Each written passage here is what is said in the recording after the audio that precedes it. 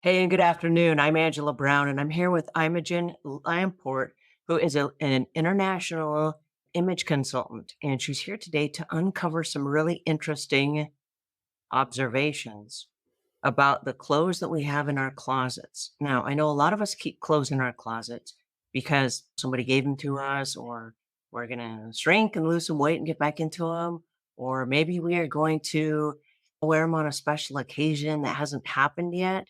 And we have a bunch of stuff that we haven't gotten rid of yet. So, the reason that she's here today is she's going to help us understand some of the stuff that's inside our closets. Please help me welcome Imogen Lamport.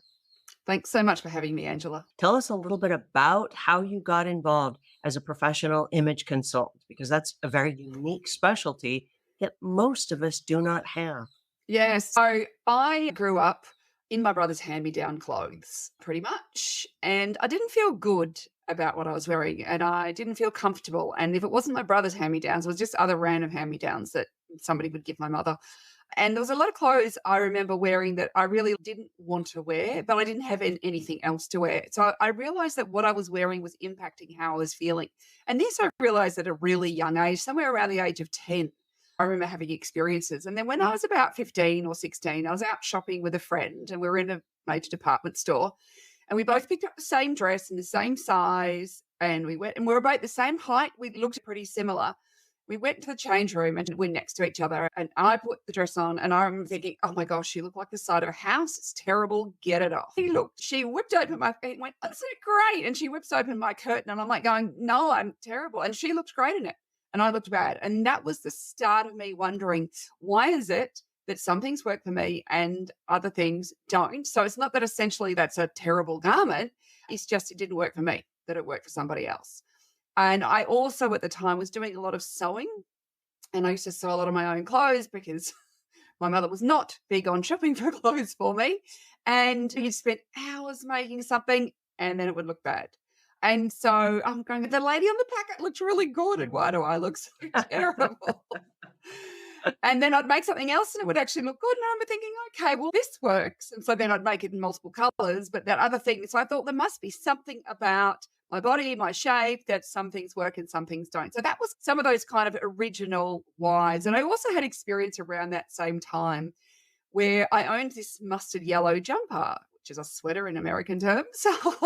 And every time I wore it, people say, are you feeling okay? And I'm thinking, I'm feeling fine. I don't know why people keep asking me that. And I realized it was only when I was wearing this mustard yellow jumper. And so that made me realize that there must have been something versus like when I wore my pink things, people always said I looked great. And I remember thinking, oh, there must be something about this color that doesn't suit me. So it's all these different sorts of experiences that had me interested in understanding why some things work and some things didn't. And it was probably when I was in my early 30s, I stumbled across image consulting and I stumbled across a talk given by an image consultant. And I remember afterwards thinking, so there is a reason, there's a science. I very much like to understand the why. I want to know why things work before I can actually apply it. And so for me, I wasn't born with style. I didn't have a natural ability. Like some people just have that natural ability to make things pretty, to decorate, to put great outfits. I am not one of those people. But I knew there had to be a reason. And so for me, once I figured out there was actually science and that means I can learn it. So that really got me down this path. And so I've been doing it 20 odd years now, I think 20 years this year, in fact. What really fascinates me is actually the psychological aspect because so much of what we wear, it's very psychological. Our clothes are the thing that's between us and being naked in the world. And I meet people all the time who, when they ask me what I do and I tell them, they go, who would pay for that? I said, who cares what I wear? Nobody notices. I go, great. So I wear a clown suit to work tomorrow and tell me, like, and they go, oh, I couldn't do that. So like, what you're telling me is that people do notice and it does actually matter.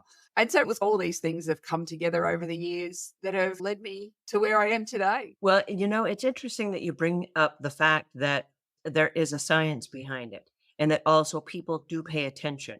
But as I have worked out in the outside in the world, and I've been in people's homes for 30 years, Yeah. and I look at the closets of many people. I ask myself often of all the clothes that exist, because there's a lot of clothes out there. Yes. These people made conscious decisions Mm. to buy these clothes. And Yeah. even though they may not look spectacular on them, they chose these. Of all the clothes Yeah. that are out there, they chose these. And then Mhm. you look at the person themselves and you say, and they chose to wear that today, right? Yes. So for whatever reason. So tell us about the psychology behind the clothes and the colors that we wear. Yeah.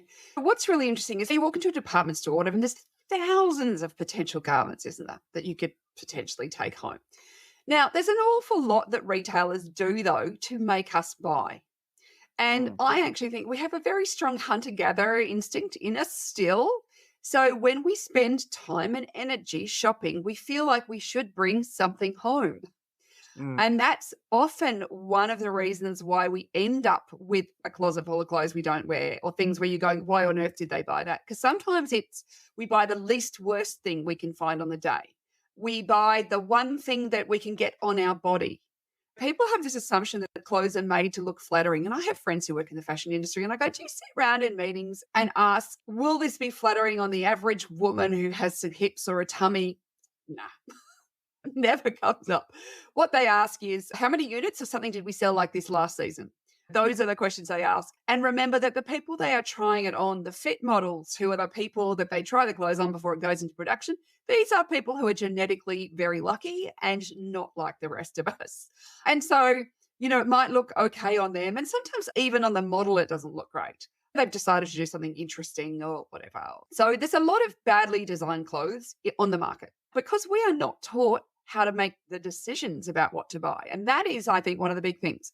We're taught how to get dressed somewhere around the age of probably 2 or 3 or 4. We're taught how to physically put on clothes, aren't we? The tag goes at the back and your arms through the armholes, head through the head hole. So we're taught how to get dressed. Yet we talk about getting dressed every day.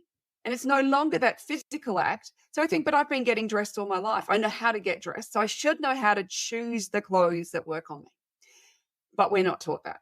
And that's where understanding the colors that work for you, the styles that work for your unique body, and also how your personality influences every choice you make.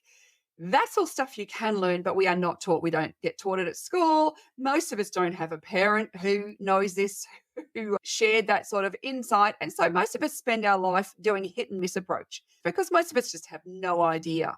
And we're just randomly trying things out. And so much of the time, because of that strong hunter gatherer, that we have to bring things home, that we bring home the least worst thing, or we get tired of trying things on. Like it's quite exhausting. And if they only let you take 5 or 6 things into the change room, and then you have to get dressed again and go out, and it's a lot of work and effort. So often it's like we take 5 things in, we try them on, we get oh, this one fit on my body, and then we end up buying it, not because we love it. And we don't have any criteria to determine, is that actually going to be a good thing in my wardrobe? Plus, the fashion industry is constantly bringing out new fashions and telling us there's a million lists of everything you have to have this season. This information is getting thrown at you every day. So we think, oh, I should have a white shirt and black pants. And like there's lots of things we think we should have, and whatever is the latest fashion trend, without actually You know, saying, is it relevant to me? I am so guilty of what you just said. I know that I too have gone into the dressing room and I have picked the best of the worst available the options that were there, and not based on any specific criteria other than I know how to sew Yeah. myself. And so I have purchased things saying, well, I could take this in a little bit in the back and I could hem it a little bit and I could make it fit and whatever. And I don't know why I'm buying brand new clothes that already need to be altered and don't fit quite right anyway. Yeah. But I too have gone into the store and I'm looking at something and it's like, okay, of all the things that are here, this is the best of the available choices instead of leaving the store and going to a store that has a better style of clothing that fits me personally. Yeah. So I think a lot of us are guilty of that. I think you're very correct about that. Well, thank you so much for joining us today. This has been so informative. And thank you guys so much for joining us. And we will see you again. Have a great week. Thank you.